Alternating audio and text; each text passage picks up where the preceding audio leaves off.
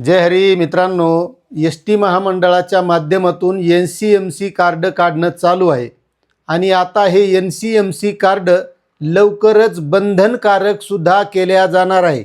नेमकं आता हे कोणासाठी बंधनकारक केल्या जाणार आहे, नेमकं किती तारखेपासून आपल्याला हे बंधनकारक होणार आहे आणि त्याशिवाय प्रवास करता येणार नाही, याबद्दलची सविस्तर माहिती आपल्याला या व्हिडिओमधून घ्यायची।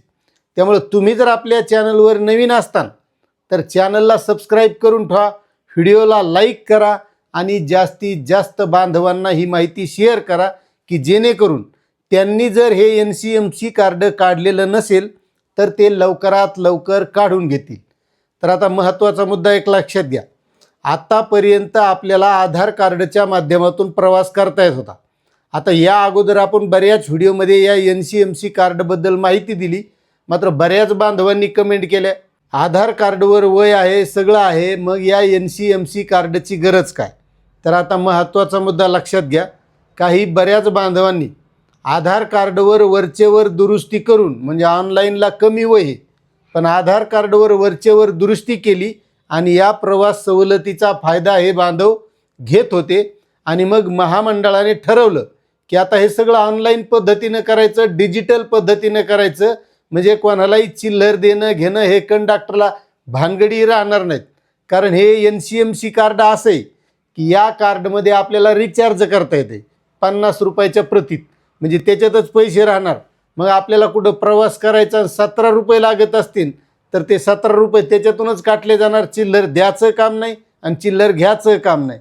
एखाद्याला 23 रुपये लागले, 23च त्याच्यातून कटणार, मग त्याच्यातले संपले की आपण पुन्हा रिचार्ज मारायचं, कंडक्टरहून मारायचं किंवा जो अधिकृत एजंट आहे त्या अधिकृत एजंटच्या माध्यमातून सुद्धा मारता येणार। आणि त्यानंतर आता प्रत्येकाकडे मोबाईलवर फोनपे झाले, फोनपेच्या माध्यमातून सुद्धा हे चालू होणार आहे, म्हणजे आपण घर बसल्या फोनपेच्या माध्यमातून हे रिचार्ज करू शकणार आहेत।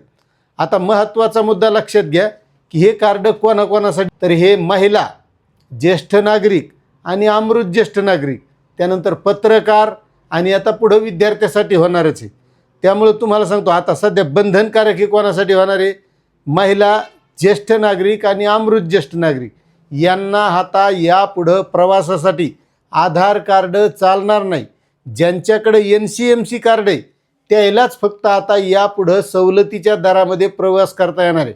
आता आपली पंढरपूरची यात्रा आहे, एवढी यात्रा आपल्या आधार कार्डवर धकती, मात्र त्यानंतर जर प्रवास करायचा असेल तर आपल्याजवळ NCMC कार्ड असणं गरजेचं आहे आणि त्यामध्ये रिचार्जसुद्धा असणं गरजेचं आहे। रिचार्ज नसलं तर लगेच ST मध्ये बसल्यावर आपल्याला कंडक्टरकडून हे रिचार्ज मारून घ्यावं लागणार आहे।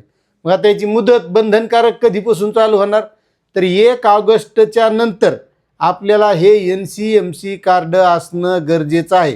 त्यामुळे 1 ऑगस्टच्या पूर्वी ज्यांनी हे NCMC कार्ड काढलेलं नसेल त्यांनी लवकरात लवकर काढून घ्यायचं आहे।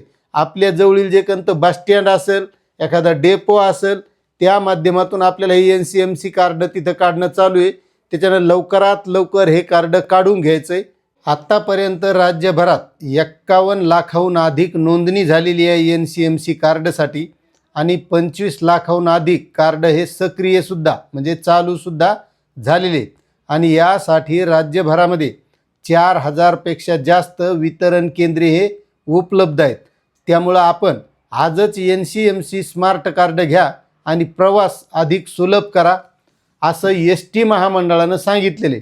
त्यामुळे जर तुम्ही कार्ड नसेल तर लवकरात काढा आणि काढण्याची काय अडचण येत असेल, तुम्हाला त्याबद्दल माहिती हवी असेल तर नक्कीच कमेंट करून विचारा, आपण माहिती देण्याचा प्रयत्न करू। आता ही तुम्हाला माहिती कशी वाटली नक्कीच कमेंट करा आणि तुम्ही कार्ड काढलंय का नाही हे कमेंट करायला विसरू नका। धन्यवाद।